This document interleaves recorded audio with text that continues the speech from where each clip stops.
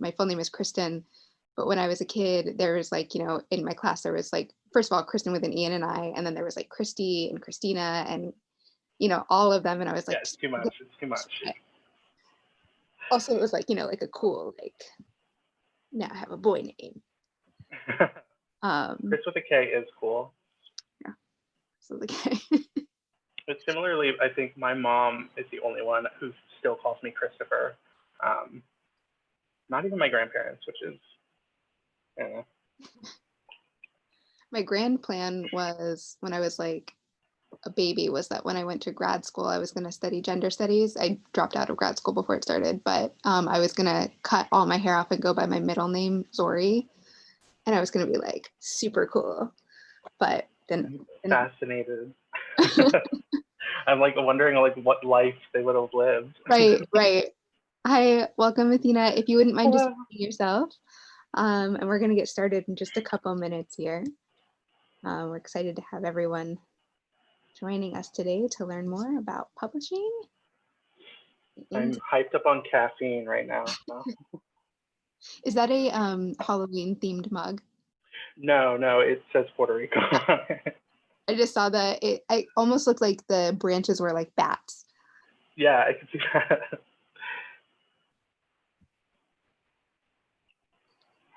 Awesome.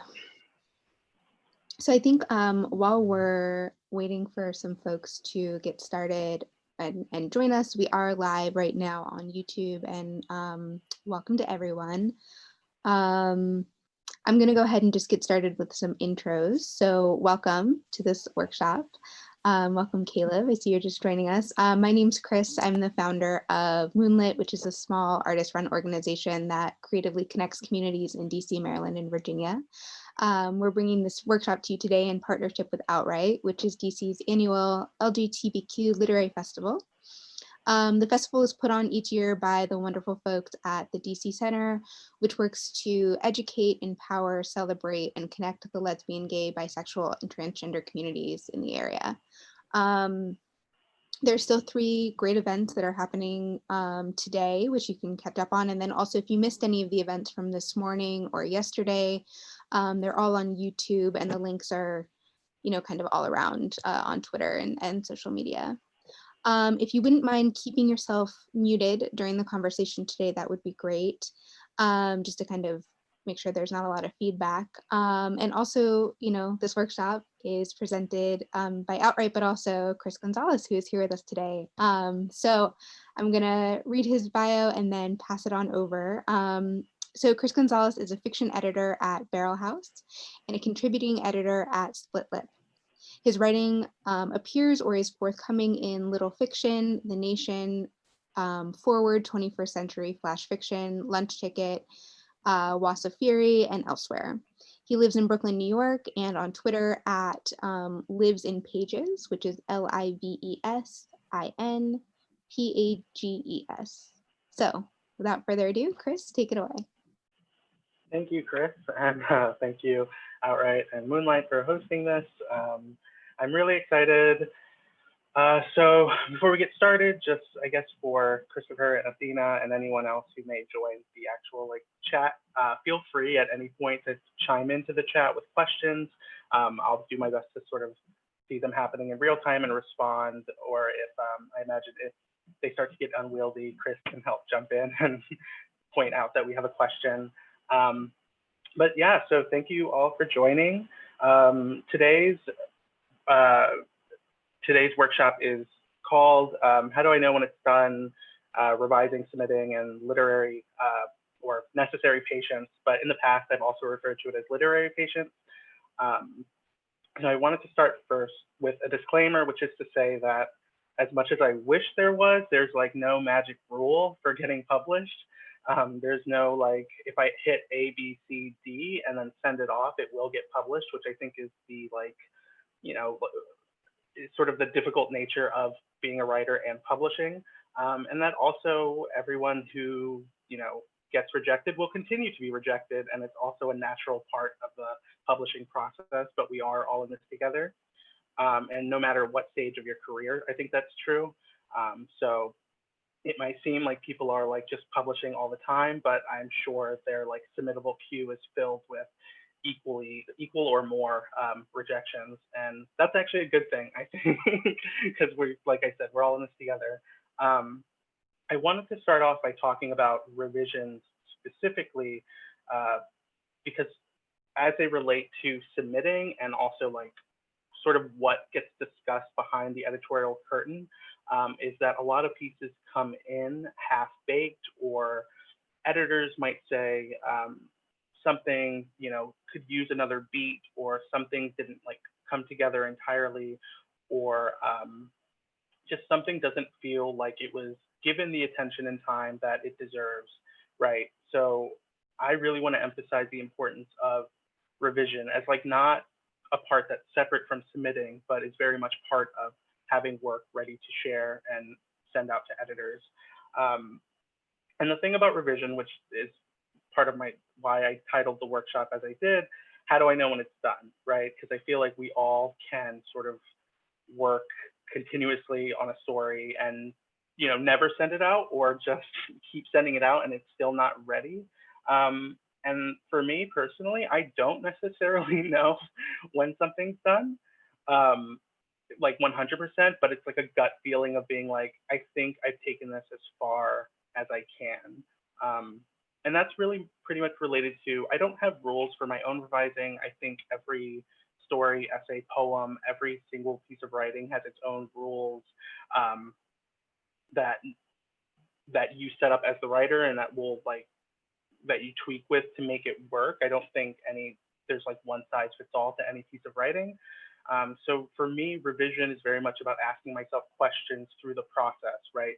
So have I taken this initial premise as far as it can go? And I think that's true in literary fiction and speculative and fantasy, right? Like if you introduce, like the story is about a skeleton who golfs, right? Well, what does it actually look like for a skeleton to golf? If you can swap out the skeleton with just like a human, have you done that story justice? And I think those are the types of questions I ask myself. Have I taken it as far as it can go? Have I ended it too soon? Have I avoided conflict and written around the conflict? Um, I would too, Chris. I would read a story about, in fact, write a story about a skeleton playing golf and send it to Barrel House when we open for submissions, I think. But I think it's just sort of giving yourself time to develop the world of your piece and give it attention. And that does take time. I think so often, and I've done this too, we dash out a draft of something, whether it's flash, whether it's a fuller length story, whether it's a poem, and then send it off. And then we get the rejections start trickling in, and we're hurt and upset, and those are valid reasons. But I think we also have to sit with ourselves and ask, like, was this truly my best, or like, have I truly given this thing my all?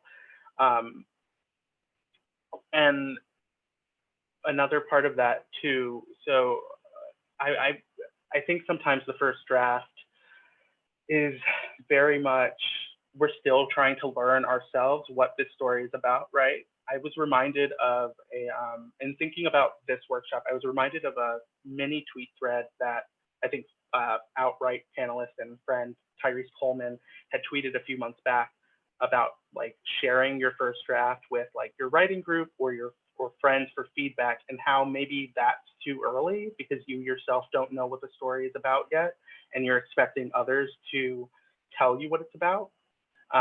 Which was really interesting because I've never thought about it like that, but I think that's true when you sort of give this very rough painting of something to someone else, and you're asking them like, okay, help me fix it. Well, do you fully know what your intentions are with it yet? Do you fully know what you actually want it to be about? And how can someone else's feedback help or hinder you at that stage? And since that, I've been thinking about my own work, and I've shared writing with my writing group that is like a first draft, but that's after having a conversation with them about what my intentions for the body of work I'm sharing are.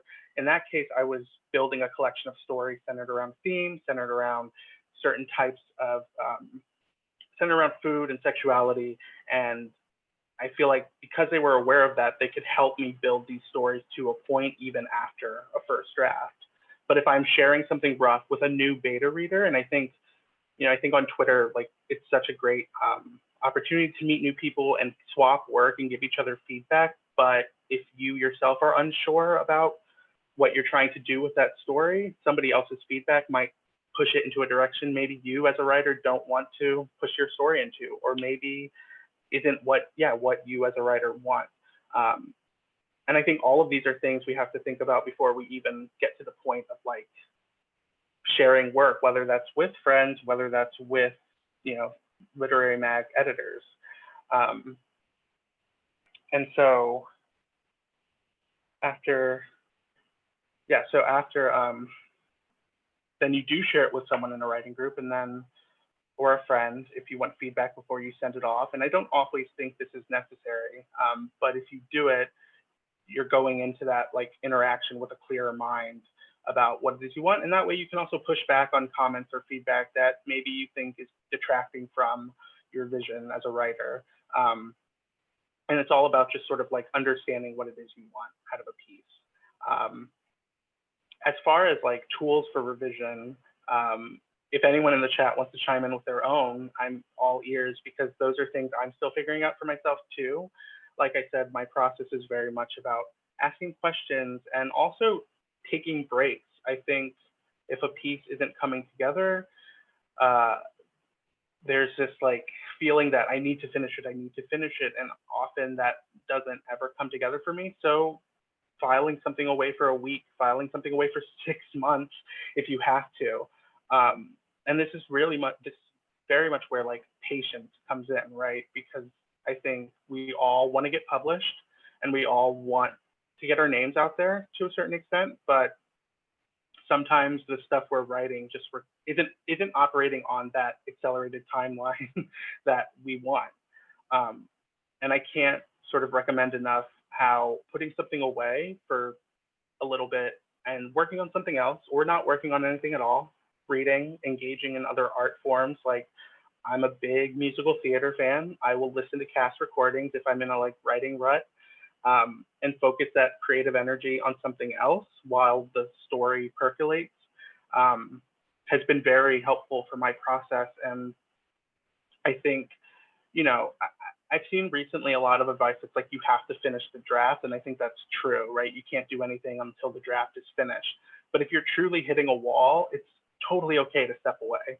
And in the instances where I've had to put something away for 6+ months to a year, I've come back to it and realized the story I was trying to write is completely different from what I went into it thinking it would be, and ultimately creating like a better product to me.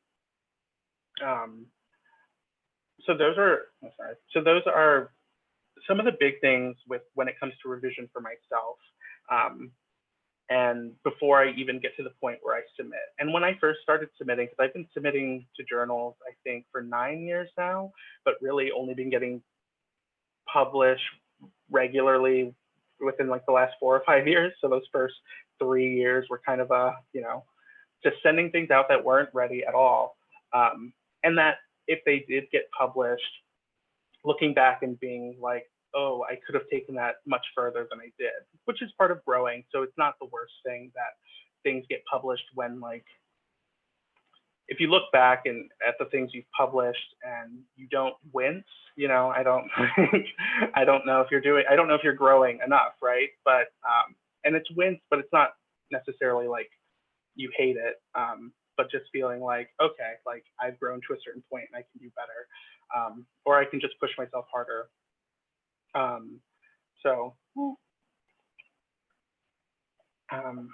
don't know, does anyone have any questions about revision specifically before we get into like more submitting?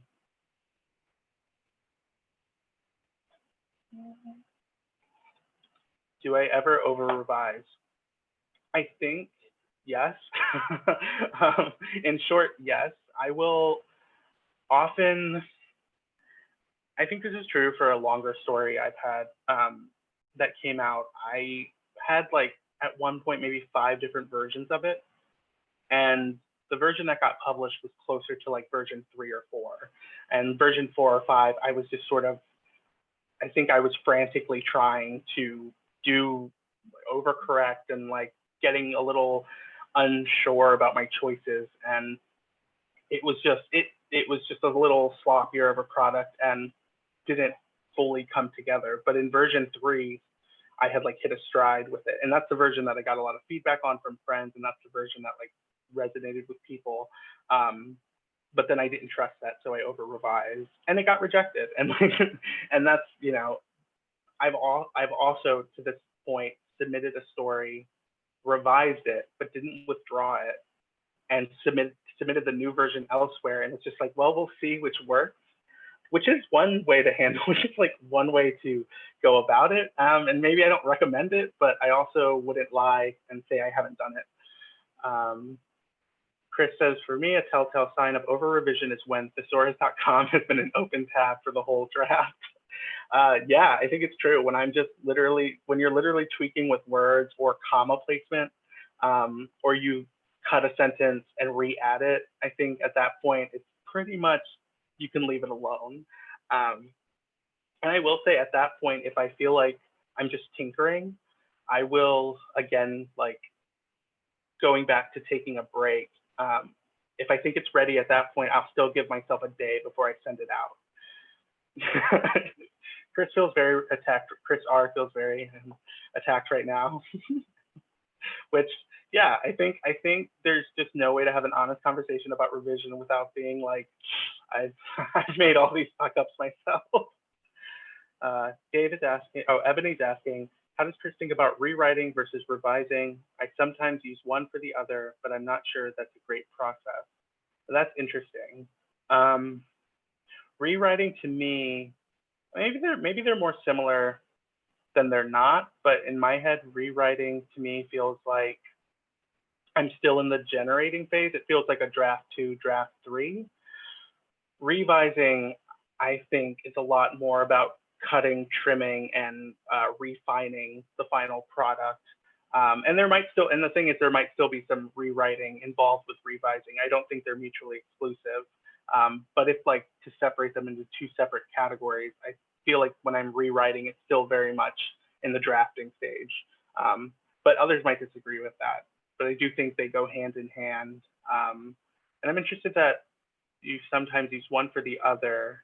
I think it's just an intuitive thing, whatever you feel like the story or essay or poem needs at that moment to get it to the next stage.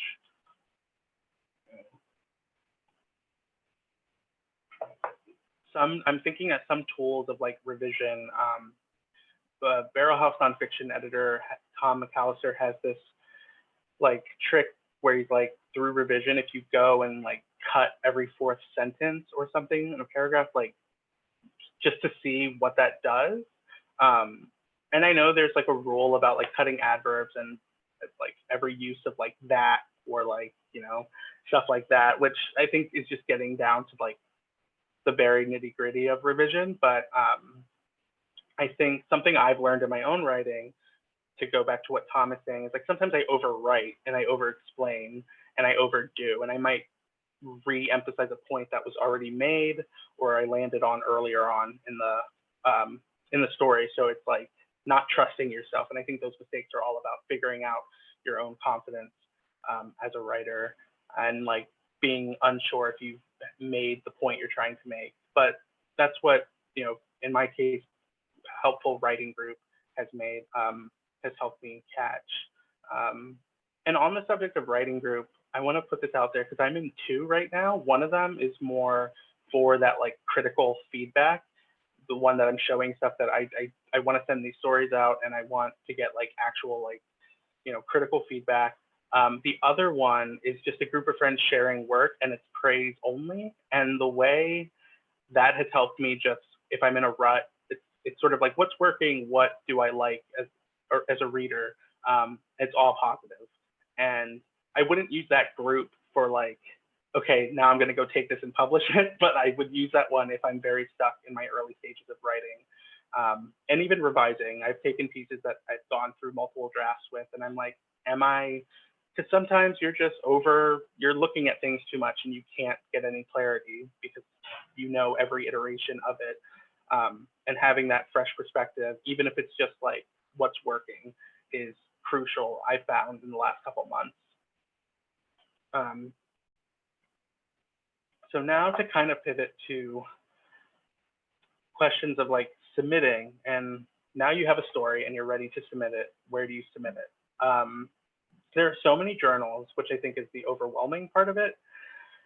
And something that I think kind of hindered me like early on in the process was the idea that like you should know a journal like intimately inside and out. You should read the back catalog of a journal before you submit to them. But I don't know in my like, especially now in my like pandemic smooth brain, like how to read like a journal's issue and then somehow decide if I could fit in. And part of that is just, I think it's just an overwhelming amount of content to try to consume and then compare yourself and all of that. But what I have done in the last year or two that's very helpful is I will follow editors from journal on Twitter, and I will see what they're sharing, not only what they're publishing for the actual journals that they're a part of, but what are they sharing, what kind of writing, and also read their own writing, which is a more, for me, fun roundabout way to figure out what a specific editor's taste might be. And I find if I'm tailoring my writing to an editor rather than a larger journal entity, and not tailor my writing, tailor my submitting, I should say. Like I'm never writing something with the idea that like this will make a great piece for, you know, Barrel House, even though I think you could get a good sense of what Barrel House is looking for, but I think it's kind of a trap to write specifically to a journal. More so, you have the piece, you're proud of it, and now you're asking, okay, what journal would be a good home for this thing that exists that I've written outside of that context of publishing. But Twitter in that way has been incredibly helpful for me and has been a nice way of familiarizing myself with different journals without reading through every journal. Though we should support journals, I want to say, and we should read them and buy them. But if you're looking for a home for something, it can be an overwhelming task. And there was something else I wanted to say, but I've lost the thought. At this point, does anyone have questions specific to submitting?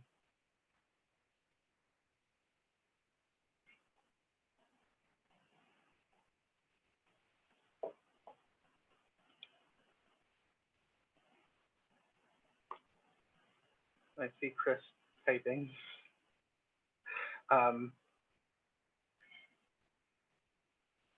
When do you know how to stop submitting a particular piece? And so I'm gonna assume the question is like, how many rejections is too many rejections before you give up? Kind of. I don't know. I think there is no hard, sort of hard fast rule about when you should give up on something. I think the most rejections I've ever racked up on one story has been 27 before it got picked up. And it was still out at like 10 to 15 other journals. So let's say that was like 40 rejections on a story, because I'm sure those journals would have rejected it maybe. So I think if you still believe in it, I think it's still worth submitting and sending out there. And I think something that I've been thinking about a lot. So last spring, Barrel House ran an online issue called the Something Issue, where they encouraged writers to submit 1,000 word flash or poetry. And it was like that weird thing that you don't know where else to submit, but you love. And this was conceived by our online editor, Erin Fitzgerald, at the time. And she said, she sort of switched that phrase of submit us your best work and change it to submit us the work you love. And there's something about that like little shift that for me has made a big difference. It's sort of like did I write a thing and it's okay, and I think it fits the standards of like what a short story is, um, or did I write a thing that I genuinely love and maybe it's a little weird, or maybe I don't know immediately if anyone else is going to love it, but I believe in it, and I think that believing in that is enough reason to keep submitting it, and eventually it will find a home. Can you discuss different tiers of rejections? Yes. So that's a good question. Um, so I think the most basic rejection everyone's familiar with is like a form rejection, right? Where it's just like, thank you, no thank you, or we don't have, it's not a fit for us. I would say if you can tell it's a template rejection, don't waste energy trying to dissect what it means, just sort of like move on. And then there's like a step up from that, I believe, is like I think there's like a more personalized rejection, which is you can tell it was written by a human directly for you, and it might call out what you've done well in the work, but maybe and it might offer critique about what wasn't quite working, which I personally have found invaluable when I do get those types of rejections, because maybe they are onto something, and maybe it's something you hadn't thought about as a writer. Um, and then I think the highest, like maybe there's like a revise and submit type of rejection, right? Where they are extending that offer to you. And that's one worth talking about, because it does not mean you need to then rush back to your computer, revise, and send it within 24 hours. I think they're just extending a hand, an editor's extending a hand and saying, hey, if you want to continue working on this and send it to us when it is ready, go for it. And that can be a week later, that can be months later, that could be a year later if that editor is still there. And if they're not, maybe it's still worth a shot. But I think those are all the tiers of rejections typically, like the cold template rejection, and then sort of like a more personal rejection that's positive, and then the one that's very much inviting you to like work on it and send it. And with that, there's also like a conditional acceptance that is like, if you are willing to make X, Y, Z edits, we are willing to take it. And those are great, and you should consider them. But if you're finding that maybe those edits are turning the story into something you don't want, you should also feel free to not follow up. You don't have to actually make any edits that you don't want to make. You can take a stand. But it really, it's about weighing sort of your artistic integrity with like the chance to publish. And I think those are typically all the tiers. Do you have thoughts on navigating rejections as a marginalized person trying to determine whether a rejection is about craft or, say, not finding your story relatable? Do I? I think I will say I don't, as a Latinx person, I don't write explicitly about, except for a few stories like Puerto Rican characters, so it's never about that. But over the last year or two, my stories have become more and more queer. I know for sure this definitely comes up. I mean, we're talking about a lot of editors who are mostly operating from a cis white hetero gaze.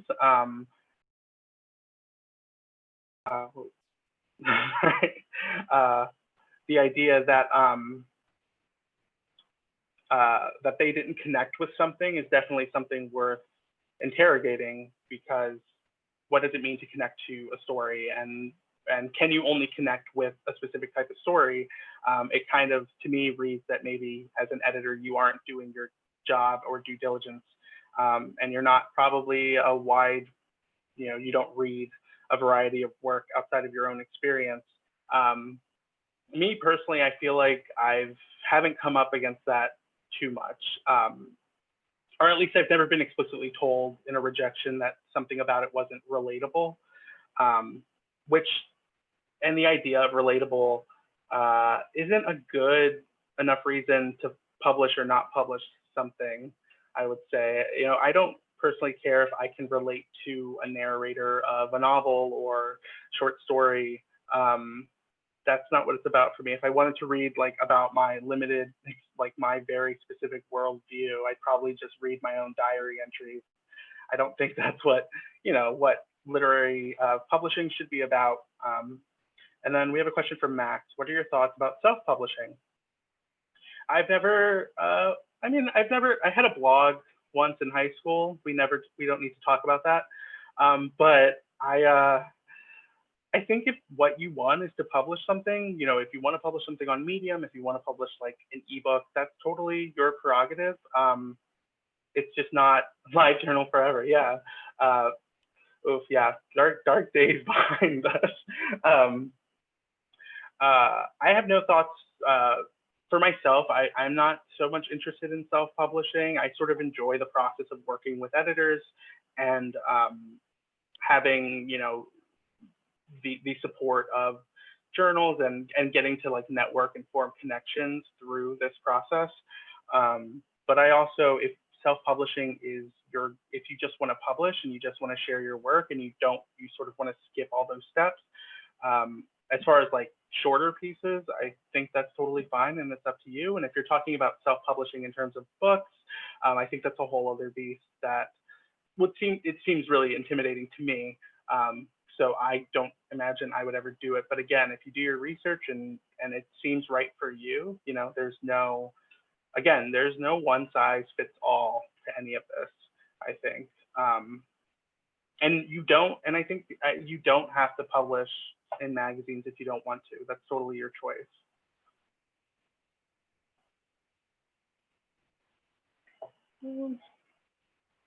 Any more questions?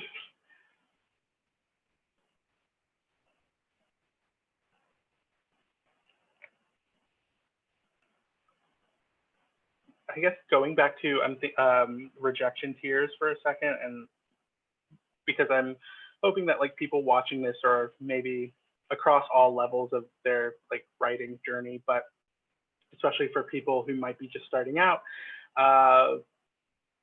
not only do you never have to respond to a rejection, you probably shouldn't respond to a rejection. It's totally fine to delete the email and move on.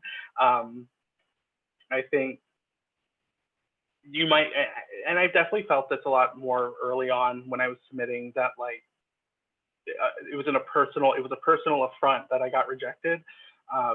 But walk away, unless of course, if it's like a high tier personalized rejection that is deeply mean and offensive and harmful, that's a totally different beast. But if it's just like a form rejection or just a nice, thank you, try again, there's no reason to respond at all. It's totally cool not to, and to let things go. Chris, do you ever have a quota for sending work out or thoughts on that? For instance, I've read that many people aim for the 100 projections per year. The 100 projections per year is interesting. I've never done it, but I know there's been a lot of talk about sort of pros and cons. And one of the cons from like the editorial perspective is that a lot of, again, half-baked work is just being sent out to hit a quota, as you said. And I think the pro side of the coin is like for the writer, it encourages you and motivates you to just write, send things out. And I think that can be good and healthy. I don't know, again, without revision, without proper sort of spending time with each piece, I don't know if, for me personally, aiming for 100 rejections has never been my goal, and I don't, with as slow as I write, I would never, I would never be able to hit that in a year. And I can understand from the editor's side, sort of the overwhelming bloat that there is in a slush file, and you want to believe that everybody has submitted something that they've worked on and given time to, and truly feel like it would be a fit for that journal. But I do think, within every slush pile, there are just stuff that hasn't been given proper attention by the writer and has been fired off. I'm not going to say that's a direct result of 100 rejections per year, but I think that can work as a goal, as long as you yourself are taking the time. And again, going back to like what I used to do earlier as a writer, I used to treat like submitting to journals as like as like a gauge on whether or not the story was good and finished, right? Like, oh, someone wants to publish it and it's finished. That might also not be true, right? And think everyone, there are humans on the other side of like the editorial gate. And some journals just, they might publish something, but it might not be ready. It could be as simple as it wasn't proofread or line edited, or it could be like it was deeply flawed. So it's not a perfect system, but yeah, I think using stuff like 100 rejections or like I'm going to submit 3 stories this year, something as small as that, can be useful if you need that motivating factor. But just be mindful of sort of what you're sending out, and would you actually want the thing you sent out to be published, I think is a good question to ask yourself. From Botany, regarding self-publishing, which questions would you start your research with when deciding to seek a publisher versus self-publishing? That is a good question. I think, which questions? I guess, uh, I guess for me, and going back to Chris's question about sort of how many rejections is too many, I think whether or not you feel like there is a place for this, if you've tried traditional publishing and it just hasn't worked, and you reach a point where maybe you figure out traditional publishing isn't the route, so you want to go with self-publishing, and then I would talk to authors who have self-published, ask sort of what about that experience do they find rewarding, what has been difficult. I think it's always a good idea to ask what are the difficult parts of it, just to give yourself a better understanding of whether or not you want to go through with that process. It's a very personal thing. And for me, again, I had no interest in it, but there are so many people on Twitter, so many writers who have done it, and so many blog posts. So I think I would just look for other writers to talk about their own experiences doing it. Athena asks, how often do editors say, try us again? Is that just thrown out there casually, do you think? I would say, it's hard to know like how often, but for me at Barrel House, when we say it, we mean it. And truly, when things get rejected, it might be that they really liked your writing, right? But maybe there was a story that was just they preferred, and there's only so much space within one issue, right? There's only so much like publishing space. So maybe they didn't have room for it, or maybe there were 5 other stories that were tackling the same theme and they just preferred one. And that doesn't mean the story you sent was bad, right? I think, thinking in terms of good and bad isn't the right approach. So when an editor says try us again, I genuinely think, and at least for me, that they mean it. And it means, and I think also, if an editor sees your name multiple times in the queue, like multiple readings, like every other reading period or so, I wouldn't say, again, like for journals that have consistently like rolling reading periods, like submitting every month is probably not the best idea. But if you are submitting something every other reading period, once a year, and your name keeps coming up, they're going to become more familiar with your writing. And for some editors, a question of like whether or not I want to work with this writer and edit them is to understand, what is this writer trying to do? And a lot of that is just, am I familiar enough with their writing to understand what they may need as an editor? So I think try us again, you absolutely should. And there's no harm in it, unless like you're paying a lot of submission fees, and then that's a question you need to have with yourself and God, and whether or not you want to keep doing that. But if it's like a free submission period and you have something polished and ready to go, there's really no harm. Another question from Botany. Would you expand on your experience working with editors? What have you come to expect from supportive editors? So I would say for most of my published work, some of it has been like a clean, like they accept it and then they threw it on the website, or and a step up from that is they accepted it, they copy edited it, and I signed off on those edits. But I think in specific cases, I'm a contributing editor at Splitlit, but before that, I was published there, and I worked with Maureen Langlos, who is the flash fiction editor, and she is one of the best editors I've ever worked with, just very thorough. And asks the right questions, and very supportive. I think what I've come to expect from a supportive editor is kind of a cheerleader. Um, in a sense, like I want someone who is just as excited about my work as I am about publishing with them. I think it needs to be a two-way street. Uh, when I wrote, it's a little different because this is not a journal, but when I wrote a book review for The Nation, the editor there, Kevin Lozano, has said this not to me, but in a separate interview, that he thinks his job as an editor is to be the champion for his writer's work. And when I think back to our interactions, it was how can we, he's like, oh, you're doing great here, how can we strengthen this argument here, how can we, and it was all very supportive and helpful. I don't think good editing and like good critique needs to be masked in like cruelty. I think there are editors who can sort of like slash away and build up your piece, but sort of at what cost?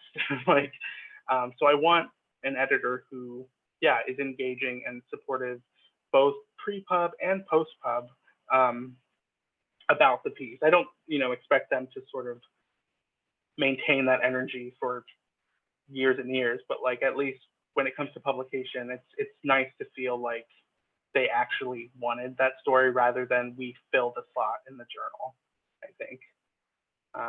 Chris asks, what are some red flags when looking at journals to submit your work? What about green flags or signs it will be a good place? This is a good question. Red flags. I think if I notice the work that gets published isn't copy edited, I'm going to be like, okay, because that to me as an editor is like the least you can do, go through rounds of copy editing and line editing.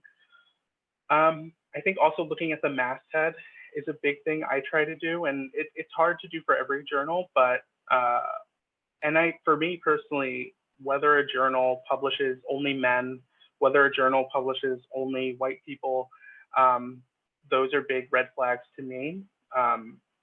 I want a journal that celebrates a variety of voices, and if the masthead also reflects a very homogenous like group of people, I might question whether or not I want to submit there. If I've seen that they are championing work of diverse voices, I still might, but it will give me pause. So green flags to that effect is a journal that publishes a variety of voices, a masthead that reflects like an actual community, and again, not just one type of person. I think Split Lip, to plug them, I guess, does this very well. Their masthead is, it's just a wonderful group of people, and they go through such an extreme vetting process for every new person they bring on. But there's so much life in that journal as a result of that. And working in those discussions, because Split Lip also, to talk a little bit about the submission process, work, it'll be read by an assistant reader, and they'll discuss it with the series editor or section editor. And then if they want to publish something, it'll be kicked up to an acceptance committee, and sort of every editor has a chance to weigh in, which I think for a writer is really exciting to know that if you were accepted, or even if you got like we liked your work, but here's why it wasn't published from Split Lip, it means it was seriously considered and discussed. And knowing about that is also sort of a green flag. And I think just in general, journals that are transparent about the process and about, that kind of stuff also, I think is important. If it's just a wall of, you're like, who runs this? Where do they get money? That's just, I'm just like, for me, I'm like, I don't know.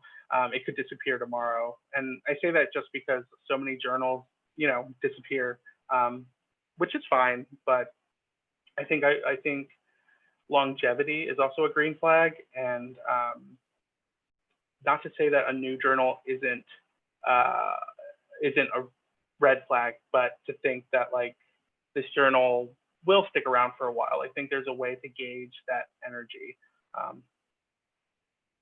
Earlier, you discussed writing groups as a part of your revision and writing process. How did you find these communities? Thanks, Chris. So I was invited to the writing group by Maureen, who I referenced. It's a New York City based writing group, and I think it was just it was four of us at first, and we were all looking for like accountability, I guess, and trying to get our stories polished. So I was invited into that group, and I think I've been in that group for a year and a half. The other group that I mentioned, being a part of that like praise group, that's with I think notable friends like Tyrese Coleman, just wanted a group where she was like, I've hit a wall, so I would like to just have a group where we praise each other's work and hype each other up, which is, again, so low stakes, because she's like, you can turn in something that is like 300 words, isn't polished, but we're going to try to find the good in it, and we can only offer positive critique. So that's been helpful. And that was, again, I've known her for a couple years now, and she invited me. But I think so for me, it was communities that formed by connections I already had. I think anyone who's just starting out, it doesn't take much to form that. It can seem intimidating, especially if you're not as connected to the literary world, right? But I think if it's just you and a friend, that's a great place to start. When I first started out, my good friend and I would swap work. And that worked for a while until sort of it didn't, and that's fine too. I think it just takes you and one other person, and you don't need to wait around for an invitation. And if you get to know someone, you can just ask. I've asked people for feedback. I've been asked to give feedback, and I think if those connections work, you should hold on to them. Chris Alonso asks, I know lots of writers look for paying journals. How do you decide when submitting between journals that can pay their contributors and journals that can't? This is not to say that all journals that pay are good. That's a really good question. I think, so when it comes to the submitting side, for the most part, journals that pay, it's a very small amount of money, and I'm privileged enough to have a full-time job, so the money part of it isn't my main prerogative, I guess. But that's just because I'm lucky enough that it doesn't have to be for writing at this point in my life. For deciding on whether or not to submit to a journal that pays versus doesn't, if there is a journal that requires a submission fee but doesn't pay, that's where I'm sort of like, do I want to submit to this journal? And there are a lot of those, and it's sort of like, submitting to 10 of those will add up, right? If it's a journal that does pay and there is a submission fee, I'm like, I might be more inclined to submit to that versus paying to submit and no payment received. But I think that's where that debate comes into play. But like otherwise, if it's a journal that I really love and respect and want to work with, it won't matter either way. But I do think it's like, if I'm paying, I sort of want to know where that money's going, I guess. Though, submittable is expensive. So I understand, like, for literary journals, submittable is a major expense, which is unfortunate. But yeah, so I just want to make sure the money part of it they're very transparent about it. But yeah, a good journal is a good journal. Related question from Athena. What's your opinion on submitting to contests? Personally, I never have. Not to say I never will, but I think it's a question to me of, do I believe in my work enough? Which I could talk another hour about that. I think, again, it comes down to what's the amount and what's the payout, and is it reasonable? A lot of contests will charge $20, which is just a huge hit for a writer. And if you're submitting, and I know this is true a lot within poetry publishing, especially like submitting to book contests, and those fees add up. So if it's the chance, if for you as a writer, it's a chance to work with a judge or like have your work read by a judge, that who is a writer who you really respect and love, I think that's a good reason. And you have the money. I would say it's never worth it if the money is just like $20 is a lot of money. Split lips contests are typically $8, which is a little more reasonable, and I think in the like $8 to $10, $12 range, it's a different conversation. But it's very much a personal choice whether or not. I think I don't know. For me, I've just never done it because the dollar amount always scares me off. But I think it can be a good opportunity. But you should know, I think for most contests, the judge doesn't actually read more than just the top 10 pieces selected by the assistant editors, readers, and selection committee. So that's something to keep in mind too. Chris asks, on the note, can you discuss the differences between submitting a few poems, pieces to a journal versus submitting a longer work manuscript for a contest and or to a publisher agency? Sure. We'll try to break that question down in two in my head. Submitting few poems, pieces to a journal. So, I mean, I think if you're talking about like a collection of poetry or short fiction, paying attention to guidelines is very important because some of those pieces have already been published or are in the queue for other journals, right? But if we're talking small press publisher wants sort of 33% of the stories or poems to be unpublished, you sort of need to be wary about where you're falling into that with where you're submitting. And yeah, as far as, if we're talking about patience, it can take a long time to hear back from a journal, right? It can take 3 months, 6 months, a year.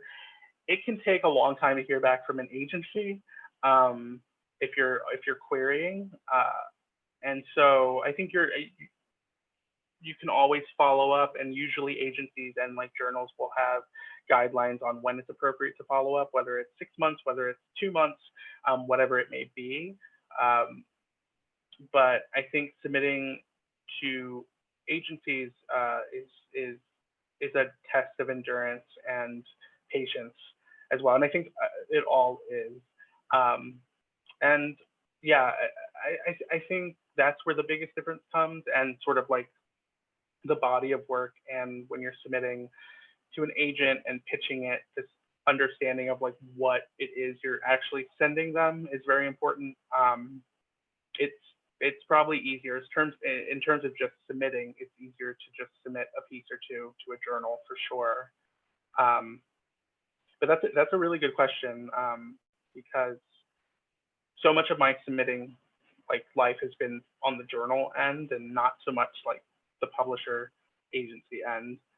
But it's a totally different beast, and definitely worth, I don't know, maybe next year it's worth like having a full panel on just submitting to agents.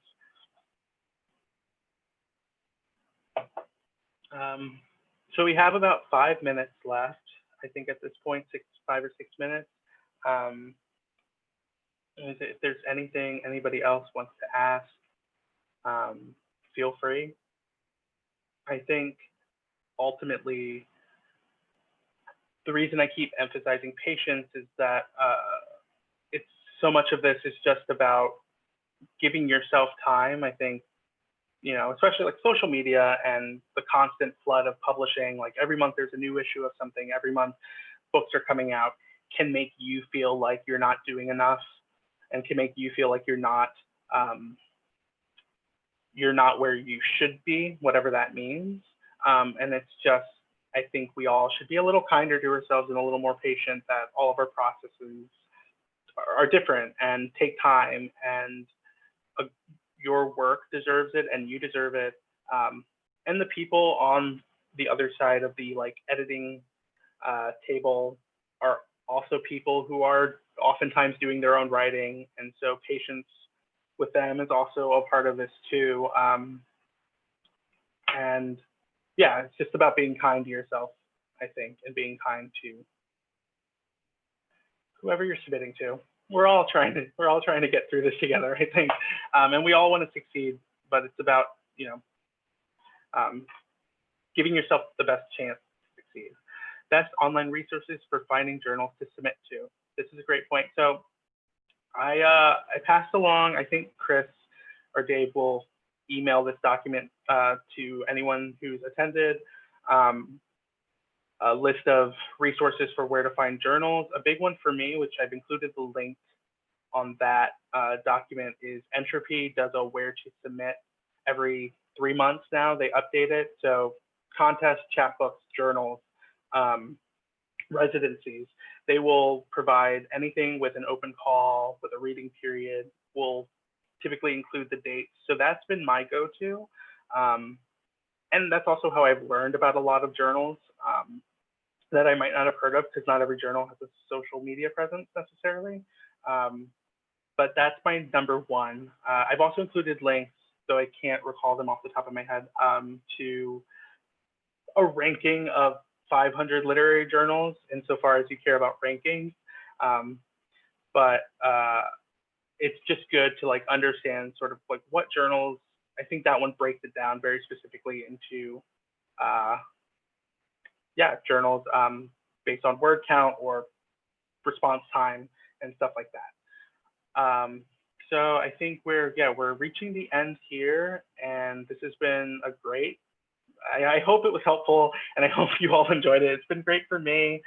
If you want to connect with me online, I live and die on Twitter at Lives and Pages. My website is included in my bio. I'm almost always online, so feel free to reach out. And yeah, happy submitting, everyone, and good luck.